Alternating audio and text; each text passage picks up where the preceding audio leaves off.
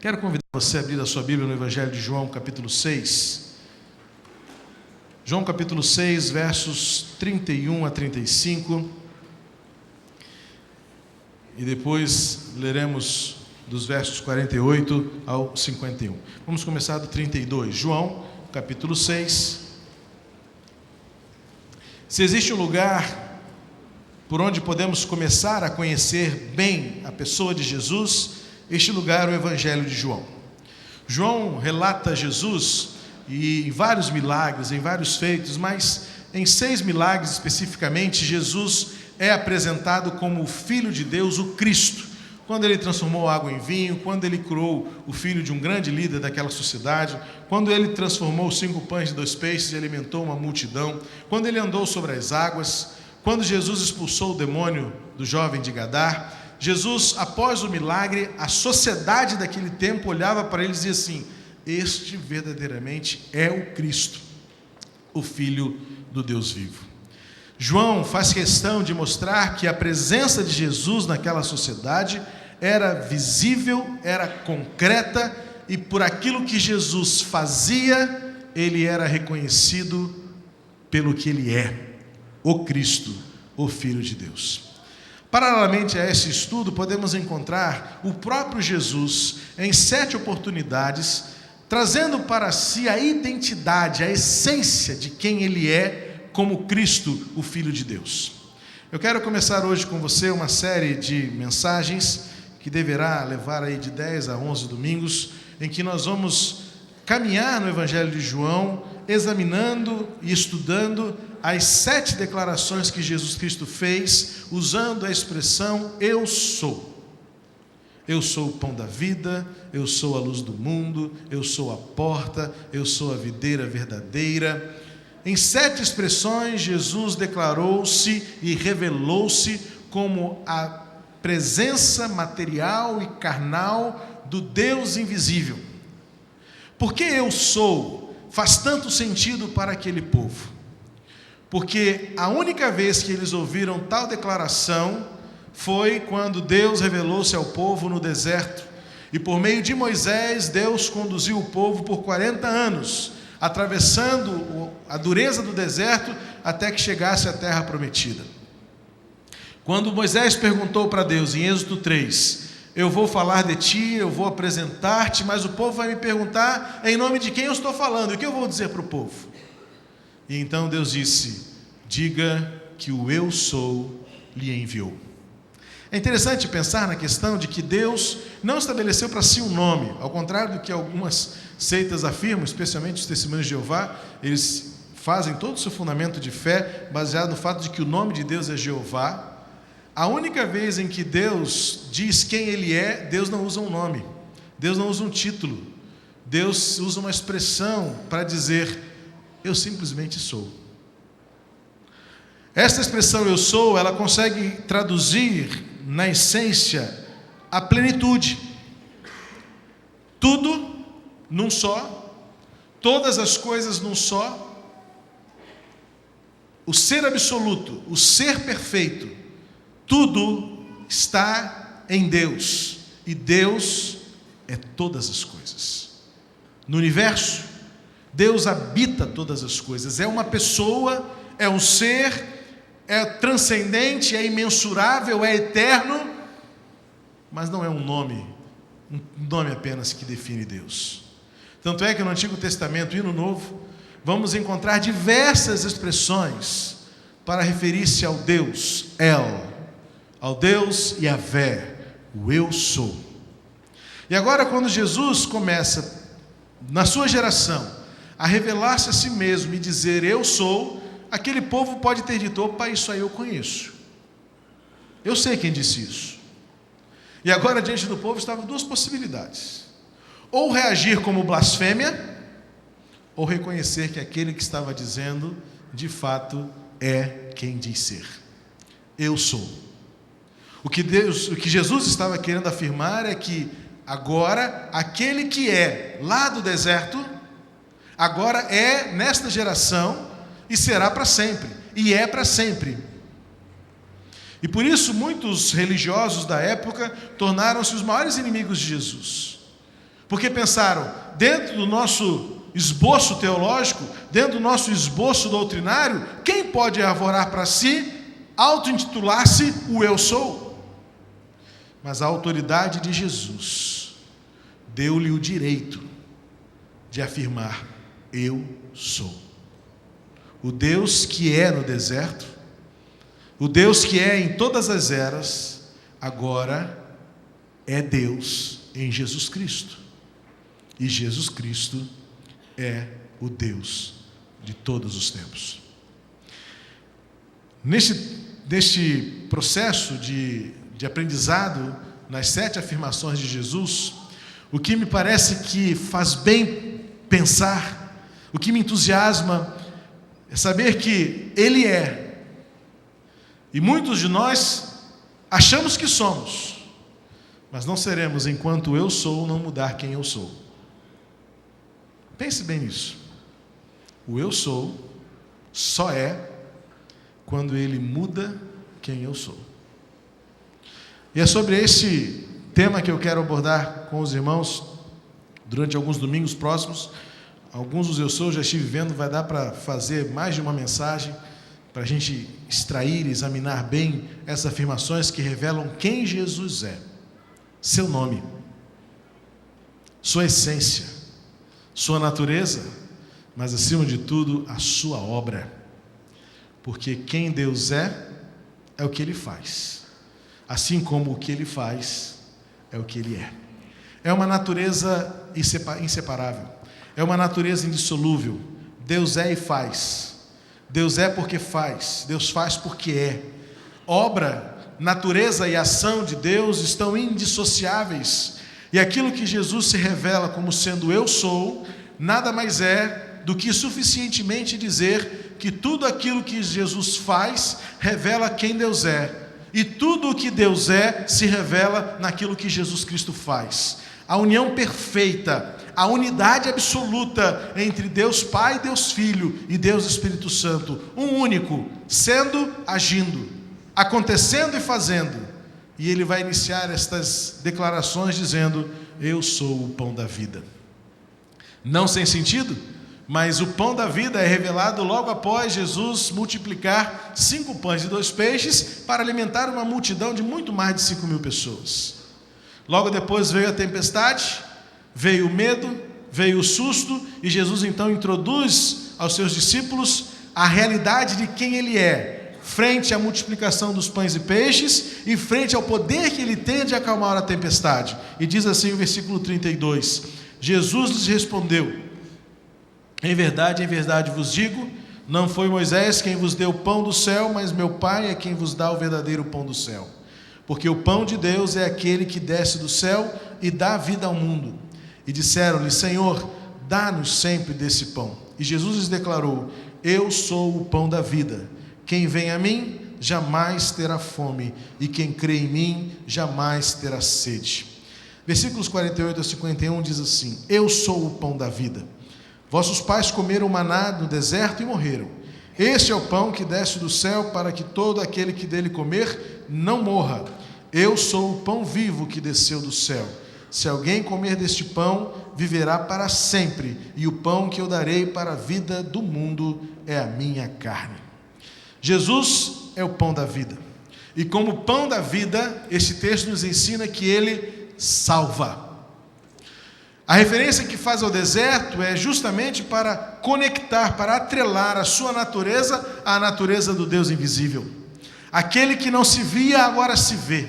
Aquele que era então desconhecido, agora se conhece plenamente. O eu sou do deserto está revelado em Jesus plenamente. E ele faz alusão ao pão do deserto, o maná que desceu do céu, o orvalho que se unido formava uma massa nutritiva e nutriente, que dava sustento, que dava vida e que os mantinha de pé. O deserto poderia simbolizar para muitos morte, tanto que alguns queriam desistir. Tantos que alguns deles pensaram: é melhor voltar para o Egito, lá pelo menos tínhamos cebolas para comer. Mas foi o pão que salvou, foi o pão que ao alimentar deu vida, sustentou aquele povo e era uma lembrança constante da permanente presença de Deus no meio do povo. No deserto podemos nos sentir sozinhos. No deserto sentimos fome. No deserto sentimos sede. No deserto pensamos na morte. Mas desce do céu o pão para nos dar vida. Jesus diferencia-se daquele pão, porque ele diz: naquele deserto vocês acham que foi Moisés que deu o pão, mas foi Deus quem fez o pão descer do céu. E hoje eu sou a manifestação de Deus Pai, revelando a vocês a vida que é possível se ter. Jesus tinha em mente ainda aquela realidade anterior de um pão que se escassa, de um pão que precisa ser multiplicado para alimentar mais de 5.000 pessoas. E agora Jesus faz uma menção de que aquele pão que foi multiplicado representa e traz à luz, ao coração daqueles discípulos e da multidão, o fato de que aquele que faz multiplicar o pão é o próprio pão, é a vida, é a salvação. Jesus, como pão da vida, ele nos salva. Quando olhamos para a história do deserto, quando lembramos que Moisés ouviu de Deus a promessa: farei chover do céu maná. O conceito do maná era o sustento diário, o sustento suficiente e o sustento que os manteve vivos. Poderia ser de muitas formas. Os anjos poderiam vir alimentá-los, como alimentaram Elias. Deus poderia já ter mandado codornizes, como mais adiante o faz, fazer com que codornizes caíssem dos céus para alimentar o povo. Deus poderia ter feito de muitas maneiras, mas escolheu o maná para que ficasse evidente o milagre de Deus em fazer coisas surgirem de onde nada existe. E principalmente a fidelidade do Senhor de dar o suficiente. O pão deveria ser uma lembrança constante de que o Deus que trouxe para o deserto é o Deus que conduzirá para o deserto. Estar no deserto, por pior que fosse a experiência, por mais demorada e longa que fosse, era uma experiência de sentir-se livre e salvo da escravidão do Egito. Assim como nós, enquanto vivemos nesta natureza e experimentamos o cuidado diário, constante, fiel de Deus, e por mais agruras que temos de enfrentar, precisamos lembrar que nada se compara, nada pode ser igual a viver com Cristo, ainda que tenhamos de atravessar o deserto. Porque enquanto atravessamos o deserto, devemos lembrar que já estamos salvos do cativeiro, da ameaça da morte, do pecado, da escravidão. Lá no deserto, Deus sustentou. O alimento era divino. O alimento era sobrenatural. Se não se colhesse, o alimento desapareceria. Se guardasse, o alimento se estragaria. Porque a salvação revelou-se suficiente para todos. Não havia ninguém que passasse fome e não havia ninguém que se fartasse mais do que os outros. O senso de justiça, o senso de igualdade, o senso de suficiência era algo presente naquele pão do deserto, assim como em Jesus encontramos a mesma realidade. O pão que desce do céu é para que todo aquele que dele comer não morra, diz o versículo 50. E Jesus então diz: eu sou este pão vivo. Se alguém comer deste pão, viverá para sempre. Jesus é o alimento que salva. E além de ser o alimento que salva, ele também é o alimento que satisfaz.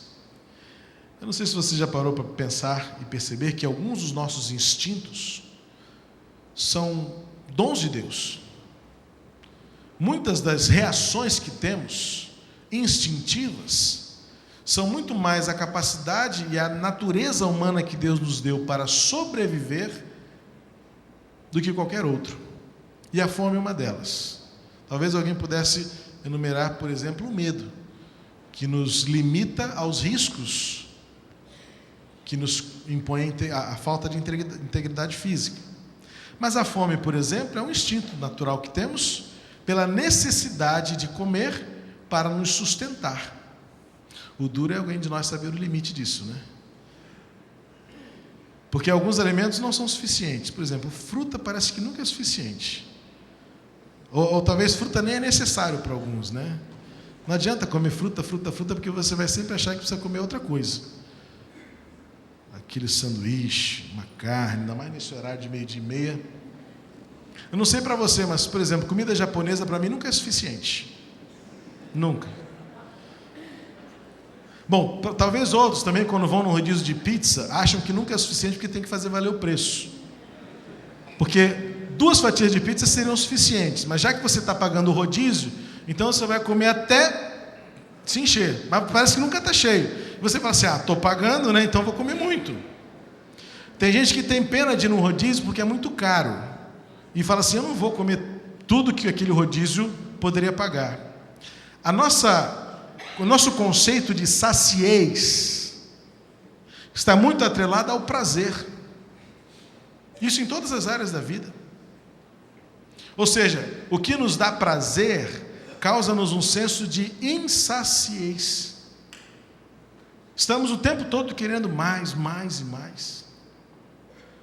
E quando Jesus diz que quem come dele nunca mais terá fome, parece que muitos de nós nutrimos uma fome constante do sobrenatural e que Jesus nunca é suficiente para suprir. Então partimos para as experiências. Partimos para aquela igreja que está bombando, partimos para aquele lugar onde faz curas e milagres, onde o pastor fala isso, fala aquilo.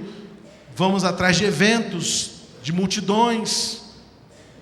Existem outras próprias confissões de fé que dizem que Jesus não é suficiente.